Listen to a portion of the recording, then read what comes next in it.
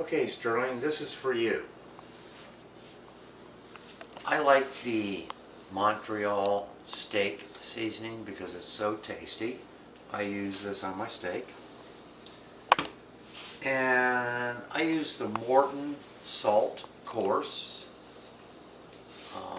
It's very flavorful on the steak. And as I told you, with that we're going to use a little bit of butter because that's what caramelizes the steak. It makes it taste so good. Now,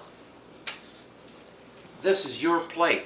Pretend like you're going to eat this tonight, but you're not going to. I'm going to eat it, okay? This will be your plate. Now, this steak is a sirloin steak. It's been well seasoned on both sides. It's very well marbled. And it needs to set out for at least an hour after you've seasoned it. And the reason for that is you want the meat to be the same temperature all the way through before you put it into the frying pan. And the reason for that is that the meat will cook evenly throughout the process. So in just a few minutes we're going to put this all together and I'm going to show you the greatest steak you have ever eaten in your life, and we will cut it down. So stay tuned, I'll be right back. Okay, it's very important in the kitchen to always have hand sanitizer. Handling chicken, beef, whatever, cross-contamination. I always wash my hands before I touch anything that goes in the skillet. So we know that's a no-brainer. Now, we're going to get ready to put this lovely piece of meat into this skillet. Now, we're using tongs.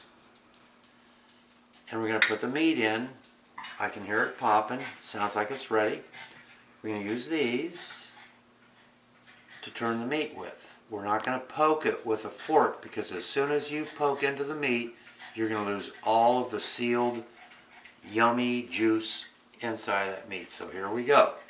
Let's hope this turns out. We have our piece of meat here. Does that look lovely? What do you think, Ivy? Is that well seasoned? Yes. Looks good. Here we go. Into the pan. And again, 1 teaspoon of butter after it fries on one side. Flip it. Give it 1 minute on the other side. Put the butter in. That caramelizes the meat. Real good taste. Here we go. In the skillet we go. You hear that sizzling? That's a beautiful sound. Don't touch the meat. I put it in at 26 minutes after. We will turn it in 3 minutes. So 26 and 3 would be 29 if my math is right. Is my math right, Ivy? Mm-hmm. Okay. This is going to be wonderful.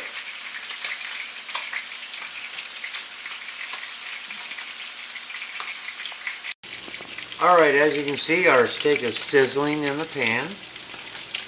If you don't hear the sizzle, that means it's not cooking. So you don't put it in oil that's not hot enough to sizzle.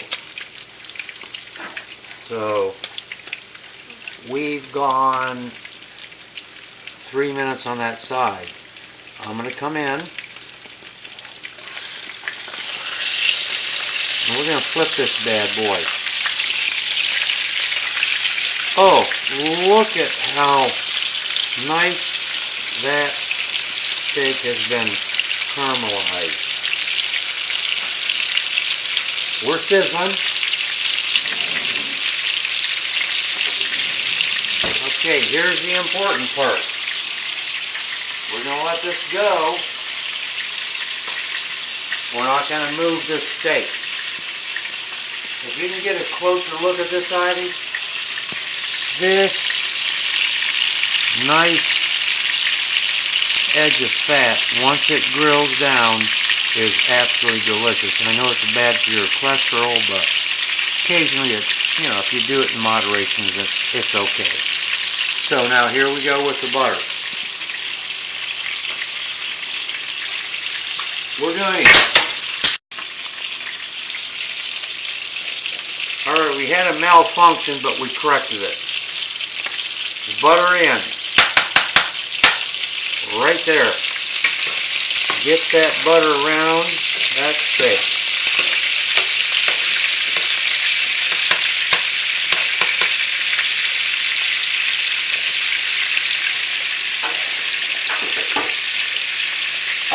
What happened, Sterling, was I dropped a spoon of butter on the floor. That happens once in a while. We're not all professionals, But I washed the spoon and got some clean butter, so don't worry about it.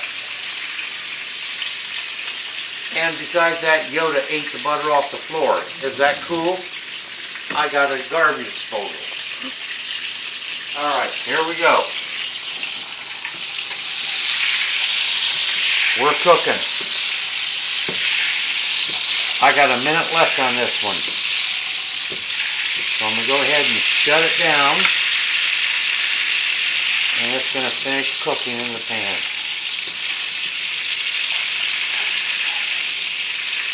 Because we started at 26, so it's 32 now. That means you got 1 minute left on a low heat. Which will, if you look at this meat, it's nice and tender. But its juices are seared. Okay. Did you want to get a close-up of this, Ivy, or not? Okay. Alright, now we're going to take this bad guy out. It's ready. We're going to plate it right up there. Sterling, I hope you're licking your chops. That's done. We'll remove this.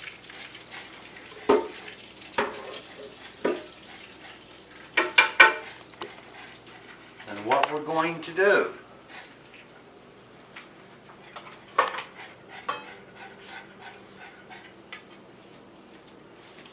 we have some nice broccoli, put right alongside of that.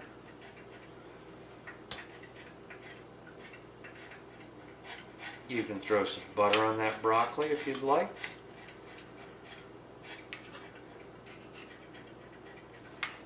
That looks good. Then, what I like on my broccoli, if I can find it up here.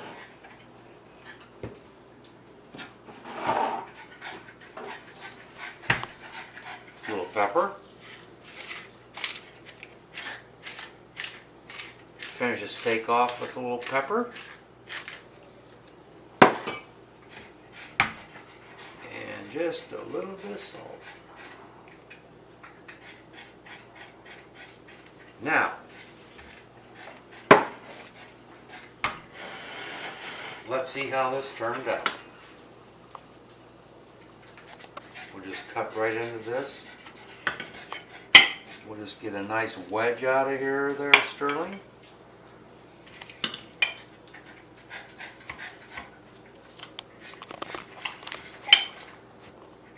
By the way, that end of the beef is the most tender because it is the tenderloin side of it. But you just take a look at that. Just take a beautiful look at that. Is that not good? Look at that nice marbled fat. I'm gonna bite it.